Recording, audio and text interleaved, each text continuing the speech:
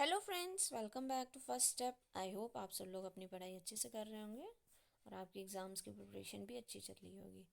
तो जो new NCERT की सीरीज़ स्टार्ट करी थी मैंने, उसमें आपकी सबसे पहली एनसीईआरटी क्लास 10th की साइंस की एनसीईआरटी है।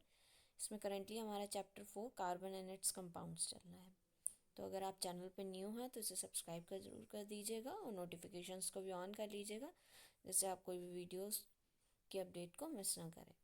और बाकी जितने भी चैप्टर्स मैंने इसमें एक्सप्लेन किए हुए हैं उनकी प्लेलिस्ट मैंने बना दी है इस चैनल पे, तो आप वहाँ से सारी वीडियोस को लाइन वाइज देख कर पूरा अपना चैप्टर रिवाइज कर सकते हैं। तो अपना टाइम ना वेस्ट करते हुए हम लोग कार्बन एंड इट्स कंपाउंड का कंटिन्यू करते हैं। इसकी जो 3 वीडियोस पड़ी हैं, आई होप आपने वो देख ली होंगी, क्योंकि इसमें आप लोग केमिस्ट्री में डाउट्स आपको तभी होते हैं अगर आप बीच से कोई भी टॉपिक पढ़ना स्टार्ट कर देंगे। अगर आप कंटिन्यू स्टार्टिंग से पूरा चैप्टर पढ़ेंगे तो आपको कोई भी इशू नहीं होगा समझने में। तो आई होप आप लोग लाइन वाइज सारी वीडियोस को देखते हुए आएंगे तभी इस वीडियो को देखेंगे। तो स्टार्ट करते हैं। तो लास्ट वीडियो में मैंने आपको बोला था कि आप लोग एक बार ट्राई करिएगा अमोनिया का कैसे स्ट्रक्चर बनता है, डॉट वाला इलेक्ट्रॉन डॉट स्ट्रक्चर बनाने को बोला था। तो आप लोगों ने एक बार ट्राई ज़रूर किया होगा, बट मैं बता देती हूँ कैसे बनता है अमोनिया का। तो इसमें देखिए, अमोनिया को आप लोगों को पता है कि जो उसका लास्ट सेल होता है उसमें कितने इलेक्ट्रॉन्स होते हैं। मैंने बताया था 5 इलेक्ट्रॉन्स होते हैं। ठीक है, तो आप मान लीजिए इसको इस तरीके से अरेंज करेंगे कि इसके जो इलेक्ट्रॉन्स हैं वो शेयर हो जाएं और उसकी बैलेंसी पूरी कंप्लीट हो जाए, 8 हो जाए। इसको 8 करना होता है अपना ऑक्टेट। ठीक है, और इसको किसके साथ बॉन्ड फॉर्मेशन करना है? हाइड्रोजन के साथ। कितने हाइड्रोजन? 3 हाइड्रोजन है। एक हाइड्रोजन हम लोग यहाँ पे रख लेते हैं, एक इस साइड रख लेते हैं, एक इस साइड रख लेते हैं। ठीक है, तो नाइट्रोजन में 1 इधर, मान लीजिए 1 इलेक्ट्रॉन इधर है, 2 इलेक्ट्रॉन इधर है, 3 इधर है एंड 4 5 ये हो गया। हाइड्रोजन के पास कितना इलेक्ट्रॉन होता है? सिंगल इलेक्ट्रॉन होता है। ठीक है, सारे हाइड्रोजन के पास सिंगल इलेक्ट्रॉन है। तो अब आपको ये पता है कि हाइड्रोजन को अपनी बैलेंसी को कंप्लीट करने के लिए कितना इलेक्ट्रॉन और चाहिए होता है? 2 इलेक्ट्रॉन कंप्लीट करने होते हैं ना, इसके के शेल में होता है ना। तो इसको 1 इलेक्ट्रॉन और चाहिए होता है जिससे इसके 2 इलेक्ट्रॉन हो जाए। ठीक है, तो अब हम लोग वही बात करते हैं यहाँ पे कि हाइड्रोजन को 1 इलेक्ट्रॉन चाहिए था, तो वो नाइट्रोजन का 1 इलेक्ट्रॉन शेयर कर लेगा और ऐसे करके बना लेगा।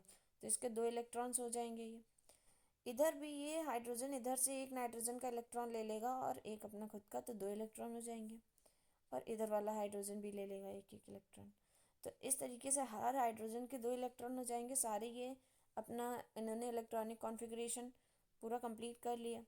अब बारी आती है नाइट्रोजन को। नाइट्रोजन के पास 5 इलेक्ट्रॉन्स थे उसके बैलेंस सेल में, उसको 3 की और रिक्वायरमेंट थी जिससे उसका पूरा ऑक्टेट कंप्लीट हो जाता। तो वो क्या करेगा, इन तीनों हाइड्रोजन का, मतलब इन तीनों हाइड्रोजन का जो एक एक इलेक्ट्रॉन है उसकी शेयरिंग कर लेगा। ठीक है, तो अगर अब हम लोग हाइड्रोजन के इलेक्ट्रॉन्स काउंट करेंगे तो वो भी कितने हो जाएंगे हमारे? 8। इधर हो गया 1, ये हो गया 2, ये हो गया 3, 4, 5, 6, 7 एंड 8। हो गए ना सारे इलेक्ट्रॉन्स। तो इस तरीके से जो अमोनिया का कंपाउंड है वो फॉर्म होता है। तो यहाँ पे आप लोग इसका, ये तो मैंने इलेक्ट्रॉन डॉट स्ट्रक्चर बता दिया। अब अगर आप नॉर्मली बॉन्ड वाला बनाना चाहेंगे तो नाइट्रोजन, एक हाइड्रोजन इधर है, एक हाइड्रोजन इधर है, एक हाइड्रोजन इधर है। ठीक है, ठीक है, और 2 इलेक्ट्रॉन इसके बच जाते हैं बैलेंस वाले। तो ऐसे करके सिंगल बॉन्ड बनेगा यहाँ पे एक साथ। मतलब नाइट्रोजन 3 बॉन्ड फॉर्म कर सकता है, तो उसने 3 बॉन्ड्स अलग अलग हाइड्रोजन के साथ फॉर्म करके अपने इलेक्ट्रॉन को शेयर कर लिया। तो ये समझ में आ गया होगा आपको नाइट्रोजन और हाइड्रोजन के बीच के बॉन्ड फॉर्मेशन। अब और कंपाउंड्स की बात कर लेते हैं। Let us now look at methane which is a compound of carbon. Carbon compound है, सबसे स्मॉलेस्ट, मतलब सबसे छोटा साइज का जो कार्बन कंपाउंड होता है।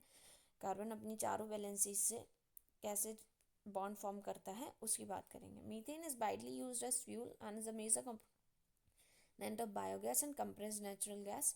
बायोगैस तो आप लोगों ने पढ़ी ही होगी ना, कैसे रिलीज होती है बायोगैस। तो बायोगैस में जो काऊ के डंक के मिला के पूरा कंपोस्ट बना के हम लोग बनाए ना, तो वो बायोगैस जो रिलीज होती है उसमें मीथेन होता है सबसे मेजर कंपाउंड। ठीक है, तो it is the simplest compound found by the carbon. इससे कोई और छोटा कंपाउंड नहीं बनाता है कार्बन। ये सबसे छोटा और सबसे सिंपलेस्ट कंपाउंड है जो कार्बन बनाता है।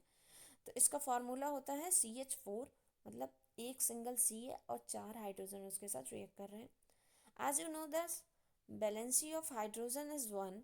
वैलेंसी कितनी होती है हाइड्रोजन की? 1 वैलेंसी। तो मैं बता चुकी हूँ क्या होती है कि number of electrons present in the last cell of an element is known as its valency.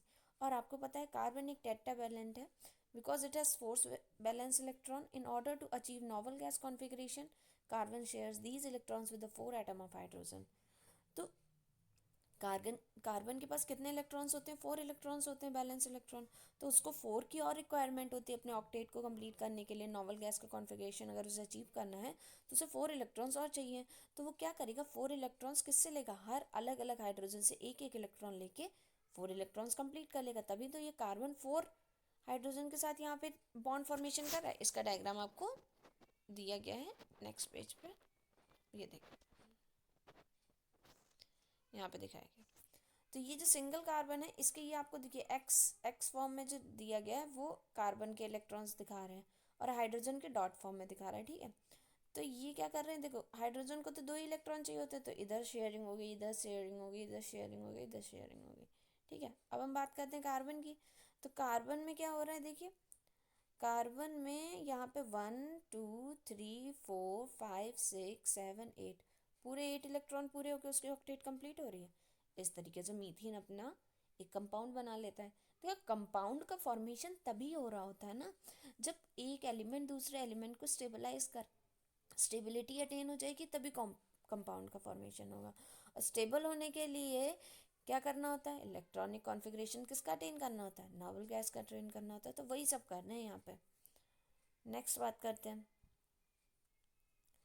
Such bonds which are formed by sharing a electron pair between two atom are known as covalent bond. जब मैंने बताया कि कोई भी single covalent bond कैसे बनता है, 2 electrons के शेयरिंग से बनता है एक सिंगल कोवेलेंट बॉन्ड। अगर 2 कोवेलेंट बॉन्ड बनने हैं तो 4 इलेक्ट्रॉन की शेयरिंग होगी, और अगर 3 कोवेलेंट बॉन्ड बनने हैं तो 6 इलेक्ट्रॉन्स की शेयरिंग होगी। ये मैंने लास्ट वीडियो में आपको बताया भी था। तो covalently bonded molecules are seen to have strong bond with the molecule, but intermolecular forces are weak, and this give rise to the low melting and boiling point of these compounds. And since electrons are shared between atoms and no large charged particles are formed, such covalent bonds are generally poor conductors of electricity. देखिए covalent bond जो होता है वो होता तो strong bond है, क्योंकि sharing से हो रहा है, स्ट्रांग बॉन्ड फॉर्मेशन होता है। बट क्या होता है ना, इनका जो इंटरमॉलिकुलर फोर्सेस वीक होते हैं, मतलब मॉलिक्यूल्स के बीच में जो फोर्स ऑफ अट्रैक्शन है वो इतना ज़्यादा स्ट्रांग नहीं होता जितना ज़्यादा आयनिक होता है। क्योंकि आयन जो होते हैं ना आपस में नेगेटिव पॉजिटिव आपस में बहुत अट्रैक्ट करता है ना, तो इसी कारण वो बहुत ज़्यादा स्ट्रांग बॉन्ड होता है।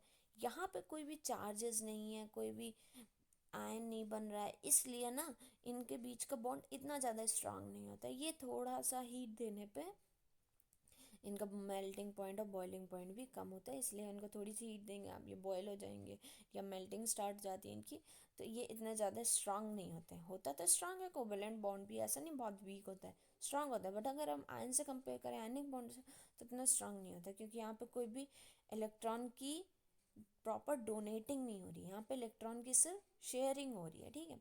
तो और इसी कारण कोई भी चार्ज पार्टिकल भी फॉर्म नहीं होता, कोई आयंस नहीं फॉर्म होते हैं, और जब आयंस फॉर्म नहीं होते तो ये इलेक्ट्रिसिटी को भी कंडक्ट नहीं कर पाते हैं।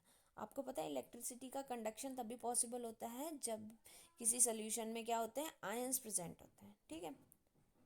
तो अब हम लोग बात करते हैं, यहाँ पे एक और इम्पॉर्टेंट टॉपिक है, ये एलोट्रॉप्स बताए गए हैं कार्बन के। कार्बन जो होता है ना, जैसे आपको पता है कि हमारे आसपास इतनी सारी चीज़ें हैं वो सारी कार्बन की बनी हुई हैं, और कार्बन बहुत डिफरेंट टाइप्स में भी एग्जिस्ट करता है। जैसे यहाँ पे 3 फॉर्म्स बताए गए हैं कार्बन के, उनको रीड करते हैं। एलिमेंट कार्बन अगर in different form in nature with the widely varying physical property. अब ये तीनों की ना प्रॉपर्टीज़ भी अलग अलग होती हैं, जिस फॉर्म में एग्जिस्ट कर रहा है ना उस हिसाब से इनकी प्रॉपर्टीज़ भी बहुत अलग है। फिजिकल प्रॉपर्टीज़ की बात करेगी, केमिकल प्रॉपर्टी तो लगभग सेम ही होती है, कार्बन है, एलिमेंट की बात होगी, इलेक्ट्रॉन्स तो सेम होंगे ना, बट फिजिकल नेचर थोड़ा अलग होता है इनका। वो डायमंड एंड ग्रेफाइट, डायमंड भी और ग्रेफाइट कार्बन से ही बना हुआ है। डायमंड को सबसे हार्डेस्ट मेटल कहते, मतलब हार्डेस्ट सब्सटेंस कहते हैं हम लोग, और ग्रेफाइट उतना हार्ड नहीं होता। तो आप देखिए कार्बन एक सबसे ज़्यादा हार्डेस्ट मेटल भी बना रहा है, और कार्बन अगर आप बात करें तो मीथेन एक गैस भी बना रहा है। तो कार्बन का नेचर बहुत डिफरेंट होता है, बस किसके कारण, उसकी बॉन्डिंग कैसी हो रही है किसी दूसरे एलिमेंट के साथ। Everything of the carbon depends upon the bonding it creates with other element. तो इस बात को ज़रूर ध्यान दीजिएगा कि कार्बन की बॉन्डिंग कैसी है दूसरे एलिमेंट या दूसरे एटम के साथ, उस पर उसके नेचर उसका स्ट्रक्चर बहुत कुछ वेरी कर जाता है। ये भी बोला गया the difference lies in the manner in which the carbon atoms are bonded to one another. अब बस बॉन्डिंग पे डिफरेंस आ रहा है, इसी कारण इनका स्ट्रक्चर, इनकी प्रॉपर्टीज, इनका नेचर चेंज हो रहा है। In diamond each carbon is bonded to a four other carbon atom forming a rigid three dimensional structure. क्या होता है जो जैसे ये डायमंड का स्ट्रक्चर है, यहाँ पे देखिए, मान लीजिए एक ये कार्बन एटम है, टेट्रावेलेंट है। टेट्रावेलेंट का मतलब ये 4 बॉन्ड फॉर्म करेगा। क्यों? क्योंकि इसकी वैलेंसी 4 है, टेट्रावेलेंट, ठीक है। टेट्रा मतलब 4, वैलेंट मतलब वैलेंसी। तो ये 4 कार्बन के साथ रिएक्ट भी कर सकता है, 4 कार्बन के साथ भी रिएक्ट कर सकता है, 4 हाइड्रोजन, कोई भी किसी भी एलिमेंट के साथ। तो मतलब ये 4 बॉन्ड फॉर्म करेगा। यहाँ पे मान लीजिए सेंटर कार्बन का है, एक इधर इसने बॉन्ड बनाया, एक इधर बनाया, एक इधर बनाया, एक इधर बनाया। मान लीजिए सारे ये कार्बन ही थे, ठीक है, ऐसे करके कार्बन थे। अब इस वाले कार्बन को भी तो कंप्लीट करना है, तो ये भी ऐसे करके 4 बॉन्ड्स बनाता है। तो ये जो स्ट्रक्चर बनता है ना डायमंड का, ये एक तरीके का 3 डायमेंशनल स्ट्रक्चर बनता है, ठीक है। तो यहाँ पे वही बताया गया है, कितने बॉन्ड्स फॉर्म कर रहा है, 4 बॉन्ड्स फॉर्म कर रहा है एक कार्बन आइटम, और कैसा स्ट्रक्चर बन रहा है, 3 डायमेंशनल। ग्रेफाइट में क्या होता है, each carbon atom is bonded to 3 other carbon atom in a same plane and giving a hexagonal array. One of these bond is double bond and thus the valency of carbon is satisfied. क्या कह रहे हैं, यहाँ पे जो carbon का atom होता है ना, हॉरिजेंटल फॉर्म में, जैसे यहाँ पे दिखा रहे हैं, उसमें तो कैसा स्ट्रक्चर था, 3D था, 3D फॉर्म में करा था। यहाँ पे सेम प्लेन में बात हो रही है, ऐसे एक प्लेन पेपर है जो आपका सिंपल बुक का, वो प्लेन हो गया, एक सिंपल प्लेन हो गया।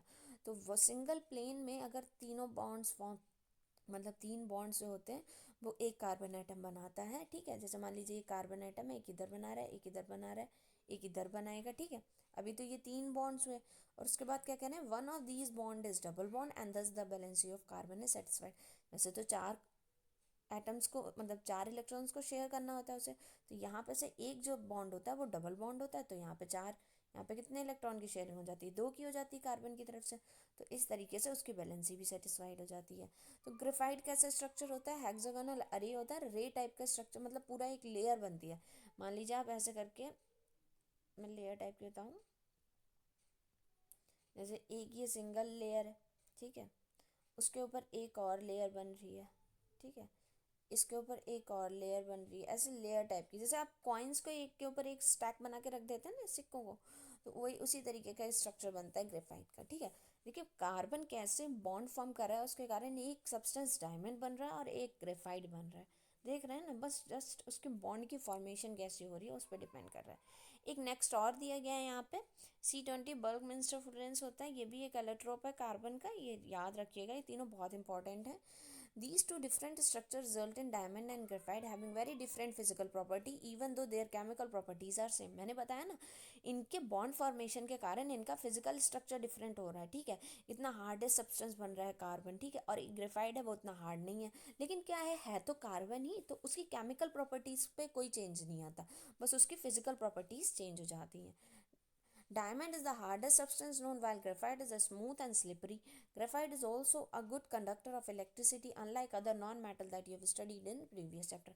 हम लोगों ने पढ़ा है जो जितने भी नॉन मेटल होते हैं वो इलेक्ट्रिसिटी की कंडक्शन नहीं करवा पाते हैं, लेकिन ग्रेफाइट होता है जो सिंगल ऐसा नॉन मेटल है जो कि किसकी इलेक्ट्रिसिटी का गुड कंडक्टर होता है। जबकि हम लोगों ने पढ़ा है कार्बन कोई भी, यहाँ पे कोई आयन का फॉर्मेशन नहीं हो रहा है, फिर कैसे ये इलेक्ट्रिसिटी का कंडक्शन कराता है, इसको हम लोग वैसे हायर क्लासेस में पढ़ेंगे, कैसे एक फ्री इलेक्ट्रॉन प्रेजेंट होता है जिसके कारण जो ग्रेफाइट होता है वो इलेक्ट्रिसिटी को कंडक्ट करा लेता है। बट अभी आप लोग बस इतना ध्यान रख लीजिएगा कि ऐसा नॉन मेटल जो इलेक्ट्रिसिटी को कंडक्ट कराता है वो ग्रेफाइट है। यहाँ पे दूसरा बताया गया है, diamond can be synthesized by subjecting pure carbon to a very high pressure and temperature and these synthetic diamond are small but are otherwise indistinguishable from the natural diamond. तो एक तरीका और है, जैसे डायमंड कोल से जो डायमंड बन रहा है वो तो नेचुरल प्रोसेस है, बट आप एक आर्टिफिशियल डायमंड भी क्रिएट कर सकते हैं अगर कार्बन को हाई प्रेशर और टेम्परेचर में रखते हैं, तो आपको एक सिमिलर जैसा ओरिजिनल डायमंड होता है उसी तरीके से डायमंड मिल जाएगा, ठीक है। जो तीसरा यहाँ पे एलोट्रॉप है कार्बन का, उसको पढ़ लेते हैं, जो मैंने बताया बर्गमिंस्टर फ्लोरेंस।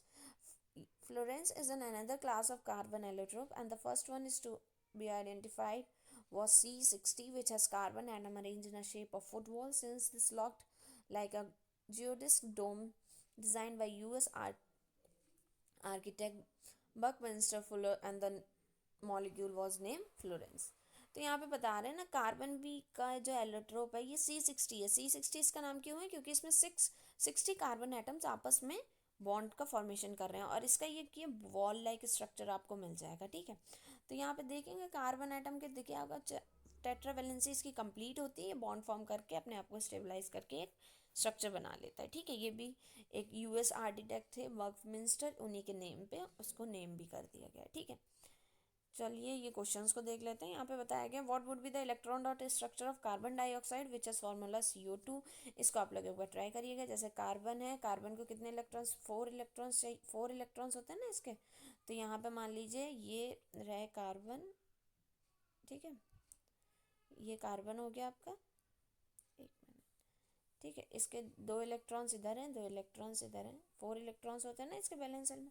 उसके बाद आपको पता है ऑक्सीजन के जो बैलेंस सेल होता है उसमें उसके पास कितने इलेक्ट्रॉन्स होते हैं? 6 इलेक्ट्रॉन्स होते हैं। ठीक है, तो 6 इलेक्ट्रॉन्स में से आप मान लीजिए 2 इलेक्ट्रॉन्स इधर हैं और बाकी ये इधर हो गए और इधर भी। ठीक है, इधर और 2 इधर। तो इसको 6 को 8 करने के लिए 2 इलेक्ट्रॉन की शेयरिंग चाहिए, तो ये ऐसे 2 इलेक्ट्रॉन्स ले लेगा। ठीक है, और इसको क्या करना है? इसको भी उतना ही चाहिए, तो ये भी यहाँ से 2 इलेक्ट्रॉन की शेयरिंग कर लेगा। और कार्बन को भी चाहिए थे 4, तो ये इधर इधर से कर लेगा। तो ये आपको इलेक्ट्रॉन डॉट स्ट्रक्चर पता चल गया ना कार्बन का। ऑक्सीजन, इसके ऑक्सीजन के कितने हो गए? यहाँ पे देखिए ऑक्सीजन के भी 8 कंप्लीट हो गए। ये 1 2 3 4 5 6 7 8 हो गए। और यहाँ पे भी ऑक्सीजन के 1 2 3 4 5 6 7 8 ये भी कंप्लीट हो गए। और कार्बन के भी इस वाले पूरे सर्कल में आप देखेंगे तो 4 इधर हो गए और 4 इधर हो गए। ये कंप्लीट हो गए ना सारे। तो ये इलेक्ट्रॉन डॉट स्ट्रक्चर आप लोग फेयरली अपनी कॉपी में बना के ट्राई कर लीजिए। दूसरा क्वेश्चन क्या बोला गया? What would be the electron dot structure of molecule of sulphur which is made up of 8 atom of sulfur, hint the 8 atom of sulfur are joined together in the form of ring। आप लोग इसको try करिएगा। Sulphur में भी क्या होता है उसके यहाँ पे बताना है कि सल्फर जिसके 8 एटम, सल्फर S8 फॉर्म करता है। ठीक है, तो इसे आप ट्राई करिएगा। पहले तो सबसे पहले सल्फर का आपको एटॉमिक नंबर पता होना चाहिए, फिर उसके बैलेंस इलेक्ट्रॉन्स कितने होते हैं वो पता होना चाहिए, फिर आप लोग ईजिली बना लेंगे। तो ये आप लोग एक बार ज़रूर ट्राई करिएगा और नेक्स्ट वीडियो में आपको ये बता दूँगी। आई होप आपको समझ में आया होगा जितना भी मैंने एक्सप्लेन किया है। अगर कोई डाउट हो तो आप कमेंट सेक्शन में उसे पूछ भी लीजिएगा। और वीडियो को जितना हो सके आप लाइक करिए और शेयर भी करिए अपने फ्रेंड्स के साथ, जिससे उनके भी सारे NCERT के टॉपिक क्लियर हो जाएं। और अगर आप चैनल पे न्यू हैं तो इसे सब्सक्राइब करना बिल्कुल मत भूलिएगा। Okay, so make sure to like share and subscribe and thank you for watching the video.